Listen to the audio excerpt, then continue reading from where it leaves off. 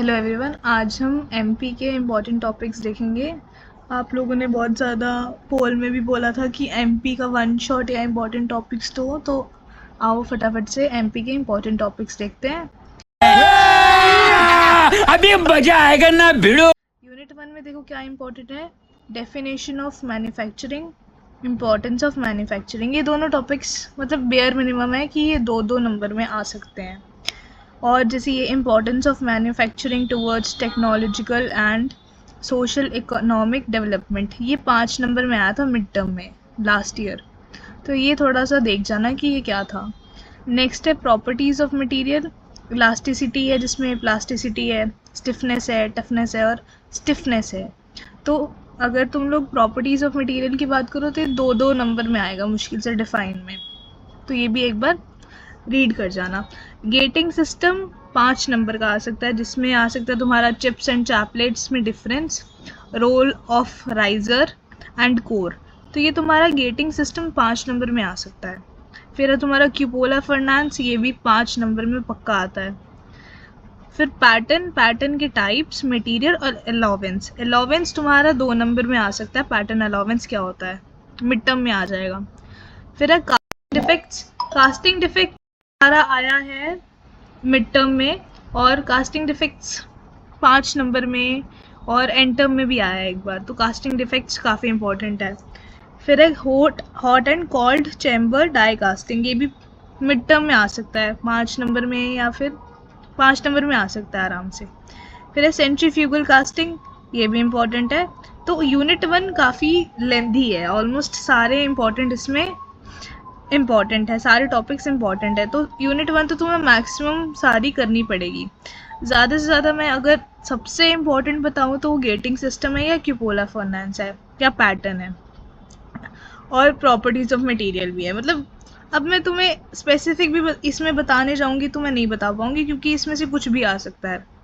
Unit 2 काफ़ी छोटी है, तो यूनिट 2 पे ज़्यादा ध्यान देना, बिकॉज इसमें ये जो मैंने 5 इंपॉर्टेंट टॉपिक तुम्हारे लिखे हैं, welding defects, filler and flux material, electric arc welding, submerged arc welding, TIG और मिग।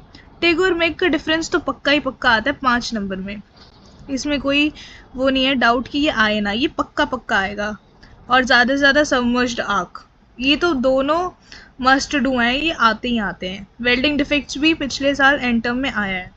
तो अगर यूनिट 2 की बात करें तो ये 5 इंपॉर्टेंट श्योर शॉट हैं कि इनमें से ही कोई ना कोई आएगा, तो यही कर जाओगे तो बहुत है। फिर आता है यूनिट 3। यूनिट 3 में पहले है तुम्हारा डिफॉर्मेशन प्रोसेसेस, जिसमें आता है hot working and cold working of materials. इसमें डिफरेंस आ जाता है 5 नंबर का। फिर है फोर्जिंग प्रोसेसेस में, फिर open and close die forging process, इसका भी डिफरेंस आ सकता है। फिर है फोर्जिंग ऑपरेशंस, ये 5 नंबर में आ सकता है।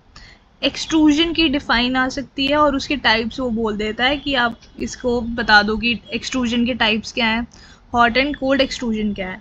फिर शेयरिंग ऑपरेशन, ये भी पिछले साल मिड टर्म में 5 नंबर का आया था, शेयरिंग ऑपरेशन बताने थे। फिर है बेंडिंग एंड ड्राइंग ऑपरेशन, जिसमें आपको वायर और एक ड्रॉ में 2 नंबर का आ सकता है ये। तो यूनिट 3 भी देखो आसान है। अगर तुम लोग पास होना चाहते हो तो यूनिट 2 और यूनिट 3 पे ज़्यादा ध्यान देना, बिकॉज यूनिट 1 और यूनिट 4 बहुत लेंथी है। अब देखो यूनिट 4 की बात करते हैं, जिसमें है पाउडर मेटलर्जी। पाउडर मेटलर्जी में क्या है, introduction of powder metallurgy process, powder production, bending, compaction, sintering. Powder metallurgy unit 4 से पक्का ही पक्का आएगा इसमें, और एक तुम्हारा जो दूसरा यूनिट 4 का पार्ट है उसमें ऑप्शन आ सकता है, लेकिन पाउडर मेटलर्जी तो पक्का ही आएगा।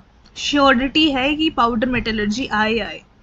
और बाकी का तो देखो ये सारा इंपॉर्टेंट है। Types of plastics, characteristics of the forming and shaping processes, moulding of thermoplast, injection moulding, blow moulding, rotational moulding, film blowing, extrusion, thermoforming, moulding of thermosets, compression moulding, transfer moulding, bonding of thermoplast. मतलब unit 4 almost पूरा important है। तुम्हें नहीं पता कि option में क्या आ जाए। पाउडर मेटलर्जी तो पक्का पक्का आएगा 5 नंबर में, लेकिन उसके ऑप्शन में प्लास्टिक्स भी दे सकते हैं, थर्मोप्लास्ट भी दे सकते हैं, मोल्डिंग भी दे सकते हैं, एक्सट्रूजन थर्मोफॉर्मिंग भी बोल सकते हैं।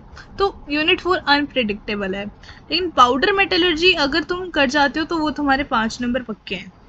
और अगर मैं बात करूँ जो सिर्फ पास होना चाहता है तो वो यूनिट 2 यूनिट 3 ये दोनों एकदम जो इम्पोर्टेंट टॉपिक दिए हैं वो पूरा कर जाए और यूनिट 4 में से तुम्हारी पाउडर मेटलर्जी पक्की कर जाए और यूनिट 1 में से प्रॉपर्टीज, गेटिंग सिस्टम, क्यूपोला और पैटर्न ये सब देख जाए तो तुम्हारे आराम से तुम लोग पास हो जाओगे। अगर जैसे तुम्हारा अभी मजा आएगा ना भिड़ो। 40 और 60 वाला फंडा है उसमें अगर तुम्हें इंटरनल में 30 से अबव भी मिले हैं तो तुम्हें 10 या 11 नंबर लाने हैं 60 में से एंड टर्म में, तो आराम से इतने टॉपिक्स भी कर जाओगे एमपी में तो पक्के आ जाएंगे। मुझे कमेंट सेक्शन में बताना कि तुम लोगों को एमपी का वन शॉट किस यूनिट का चाहिए और तुम्हारे कॉलेज में मिड टर्म 2 हो रहे हैं या नहीं हो रहे हैं, ये कमेंट सेक्शन में ज़रूर बताना। Thank you for watching.